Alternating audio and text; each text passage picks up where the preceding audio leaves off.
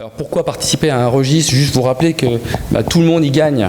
Les patients, c'est notre premier souci et c'est notre premier but dans le registre, c'est d'améliorer la qualité de la prise en charge. Les cardiologues pour s'évaluer, améliorer leurs pratiques, faire de la recherche, mais aussi les autorités de santé, c'est pour ça qu'elles nous aident et pour faire de l'épidémiologie, du parcours de soins, de la pertinence des actes, des alertes sanitaires, et puis vous le verrez, des économies de santé non négligeables. Et puis les partenaires, Stéphane nous en a parlé, il travaille avec les industriels, on le fait aussi, et on l'a fait au début du projet, et on va continuer à élargir un petit peu ce champ-là pour leur faire bénéficier des données qu'on a dans France PCI, et évidemment les établissements de santé qui gagnent là aussi non seulement en notoriété, mais en recherche, en enveloppe mairie.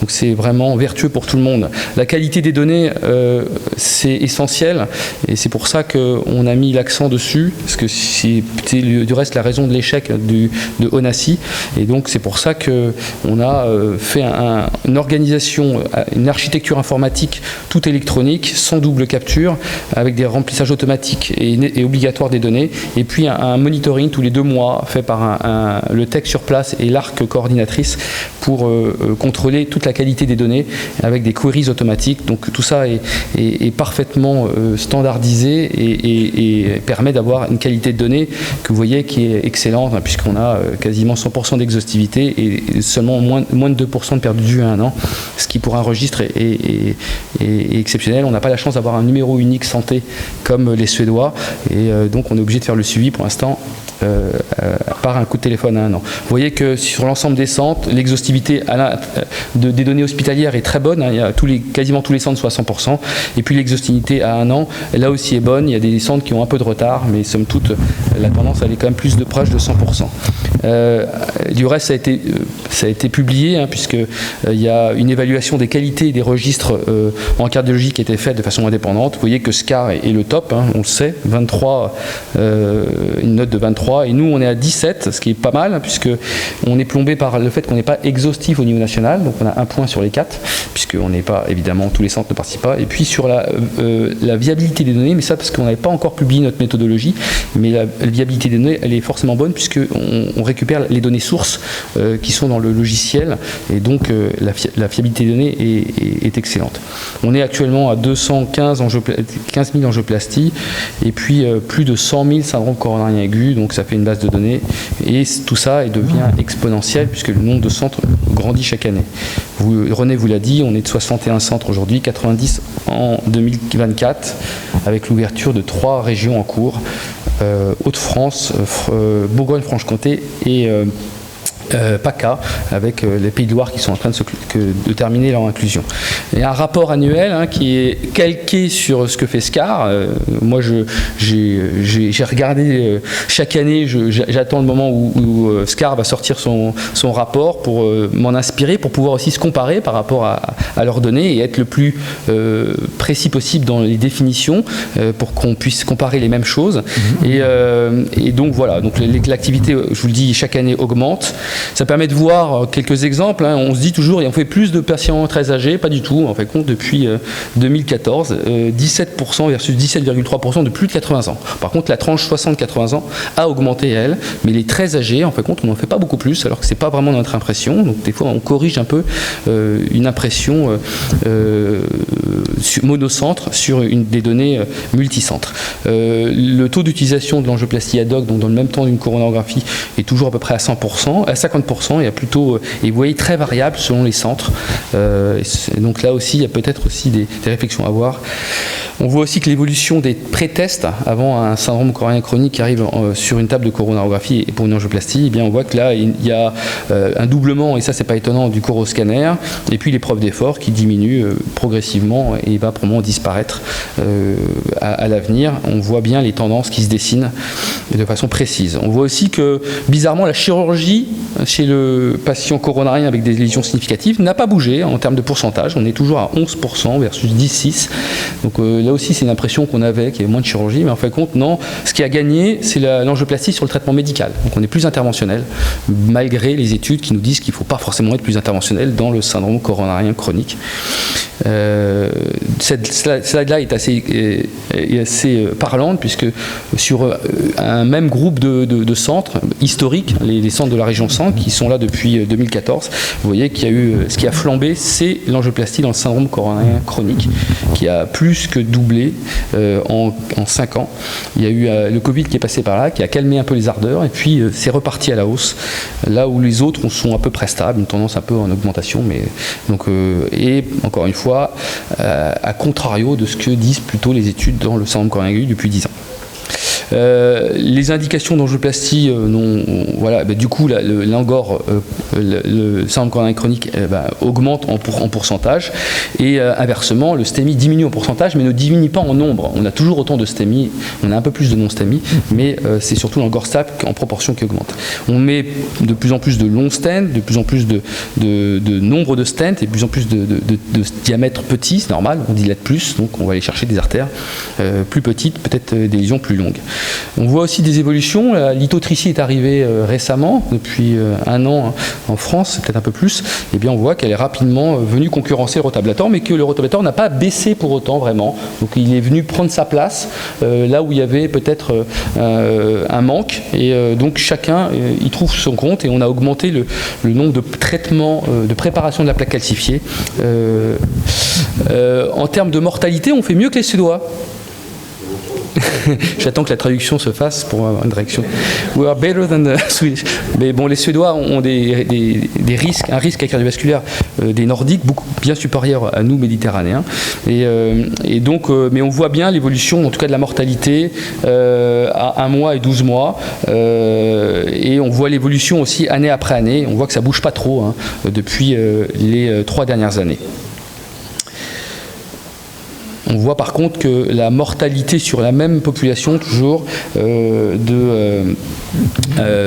depuis 2014 dans la région centre, a diminué, comme le montrait Stéphane James. On ne sait pas très bien si c'est dû au registre ou si c'est dû à l'évolution des pratiques qui est meilleure. C'est très difficile à le dire, mais clairement, on a maintenant des taux de mortalité qui sont très faibles. À J30, c'est le critère OCDE retenu. On peut comparer les régions, et ça c'est très intéressant, notamment pour les ARS, sur les pratiques. Donc maintenant, on a un registre interrégional qui est disponible sur le site, et où chaque région peut se comparer sur les délais de prise en charge de l'infarctus, notamment le taux de recours à la rééducation cardiovasculaire. Le registre, c'est comme sur une autoroute. Vous avez participé à un registre, on vous a signalé, attention, maintenant vous êtes observé. Les indicateurs, c'est les seuils de vitesse qu'il faut respecter. Et puis la publication, quand vous êtes sur la photo, c'est quand vous êtes flashé. Et c'est ça, il n'y a que ça qui marche en prévention routière, c'est connu. De la prévention, mais aussi un peu, des fois, de la publication. Et ça, les Suédois l'ont parfaitement montré.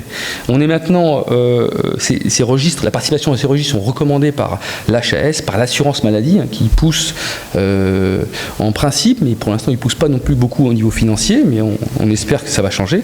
On fait partie de l'accréditation en équipe, c'est-à-dire que maintenant, si vous participez à France PCI, c'est un des critères de validation de l'accréditation, et je remercie notamment Philippe qui a travaillé et œuvré sur ce dossier. On participe à un projet d'harmonisation des données au niveau européen avec le Health Data Hub, qui ont souhaité que notre registre s'inscrive dans leur travail, et donc on va y participer avec plaisir.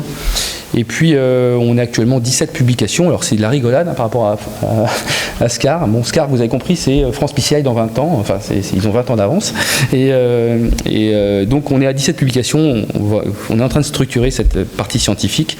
Mais voilà, il y a une 40aine de projets actuellement en cours de validation et d'écriture. Donc on espère que ça va se développer. Les financements, c'est le nerf de la guerre.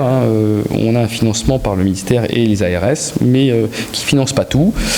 Voilà, on va chercher des financements autres.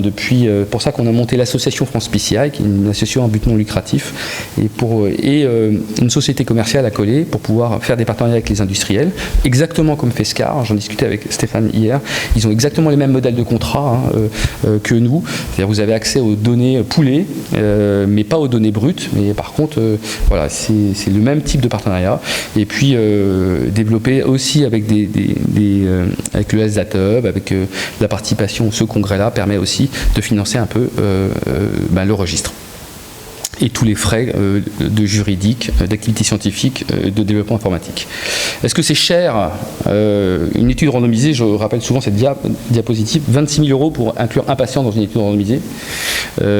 Par exemple, ce test avait comparé le prix de test versus le prix d'une étude équivalente, c'est du simple au 20. C'est-à-dire que ça coûte 20 fois plus cher de faire une étude randomisée classique versus du randomisé au sein d'un registre. Vous voyez qu'on peut faire des économies avec les registres de façon drastique. Et puis, eh bien, si on se compare, et c'est difficile d'avoir les vrais chiffres, mais en gros, on avait estimé qu'on n'était pas loin du coût de fonctionnement de SCAR. Alors SCAR, c'est peut-être aussi avec les autres registres, mais on est avec des coûts de fonctionnement pour une procédure suivie à 1 an. 150 data, c'est 10 à 20 €. Donc c'est quand même très très raisonnable pour la richesse des données qu'on a. Est-ce que c'est cost effective? Là, il y avait un cabinet de consulting qui avait travaillé là-dessus et ils avaient estimé que les Suédois qui investissaient 70 millions, s'ils investissaient 70 millions dans les registres, ce qui n'est pas loin d'être le cas, ils économiseraient 700 millions € par an. Donc c'est un rapport de 1 à 10 en termes de coût, efficacité, d'économie. Donc c'est monstrueux. Il y a eu d'autres publications australiennes qui étaient plutôt du rapport de 2 à 3 d'économie, mais clairement tout le monde dit vous faites des économies si vous participez à un registre. Vous avez vu en Suède, 25% de l'activité, je crois c'est même plus que ça maintenant, de l'activité de santé est couverte par des registres. Donc c'est monstrueux. En France, on a une population de 7 fois supérieure à la Suède, c'est 10 millions d'habitants. On investit 4 millions d'euros, la DGES, pour financer 64 registres, là où les Suédois investissent 45 millions d'euros pour une population 6 fois inférieure à la France. Vous voyez qu'on est très loin en termes d'investissement. Et est-ce que ça paye, ça, de participer à des registres? Les Suédois, Stéphane le disait, sont probablement toujours classés dans les meilleurs systèmes de santé, les plus démocratiques, les meilleures qualités. Et pourtant, c'est eux qui ils sont dans la moyenne, bien en dessous de la France et des États-Unis, j'en parle pas, en termes de part de PIB qu'ils investissent dans la santé. En France, on est plutôt vers 11%, les Suédois sont à 9% et les Américains sont à 16% avec un système de santé dont on sait totalement inégalitaire et très peu performant. Donc ce n'est pas une question de budget, c'est une question de rentabilité et d'efficacité. Et les registres participent à ça, à ces économies de santé, tout en améliorant la qualité. En conclusion, c'est un projet essentiel qui bénéficie à tous les acteurs, à tous les participants et toutes les parties prenantes. C'est un registre de haute qualité qui est capable de faire de la publication, de l'analyse multiple, des rapports d'activité et puis du benchmarking. C'est indispensable, évidemment, vous l'avez bien compris avec tous ces topos, pour améliorer nos pratiques et c'est probablement le seul moyen vraiment efficace pour améliorer la qualité des soins. Et puis, ça permet d'économiser de l'argent. Ça, j'espère que nos décideurs, les ARS l'ont compris, que d'autres décideurs de l'autorité de santé vont investir parce que c'est crucial à un moment où la santé coûte très cher. Et puis, on a besoin de diversifier du coup nos sources de financement pour pouvoir assurer la pérennité de ce beau registre. Merci beaucoup.